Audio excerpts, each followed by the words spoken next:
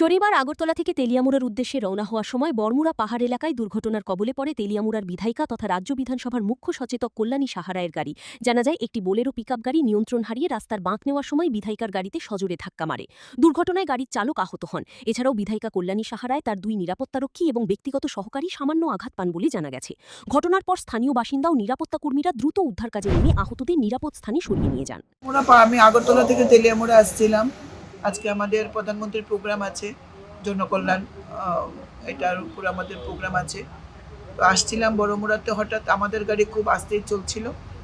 হঠাৎ আমার উল্টো দিক থেকে আসা, অর্থাৎ তেলিয়ামুড়া থেকে আগরতলার দিক থেকে আসা একটা বোলেরো গাড়ি, বোলেরো পিকআপ ভ্যান সম্ভবত, অত্যন্ত দ্রুত গতিতে এসে ফার্স্ট আমার এসকর্ট গাড়ির কেই ধাক্কা দিত, কিন্তু এসকর্ট গাড়ি প্রচণ্ড বুদ্ধির সঙ্গে ইয়ে করাতে সাইড হয়ে যাওয়া, আমার গাড়িতে এসে সোজা ধাক্কা মারে, প্রচণ্ড ক্ষতিগ্রস্ত হয় আমরা গাড়ি।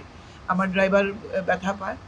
তো এটাই ঘটনা। পুরো বোলেরো পিকআপ গাড়ির দ্রুত গতিতে এবং বেপরোয়াভাবে চালানোর কারণেই এই অ্যাক্সিডেন্ট হয়। গাড়িতে কে কে ছিল? গাড়িতে আমি ছিলাম, আমার পিএসও ছিল 2 জন। খবর পেয়ে চম্পকনগর আউটপোস্ট পুলিশের কর্মীরা ঘটনাস্থলে পৌঁছে দুর্ঘটনায় জড়িত বোলেরো পিকআপ গাড়িটিকে আটক করে। এরপর গাড়িটিকে থানায় নিয়ে যাওয়া হয় এবং ঘটনার তদন্ত শুরু করা হয়। ঘটনার খবর ছড়িয়ে পড়তেই এলাকা জুড়ে চাঞ্চল্যের সৃষ্টি হয়। তবে স্বস্তির বিষয়, দুর্ঘটনায় কেউ গুরুতর আহত হননি এবং সকলেই বর্তমানে নিরাপদে রয়েছেন বলে জানা গেছে। পুলিশ পুরো ঘটনার কারণ খতিয়ে দেখছে। Bureau report, news now.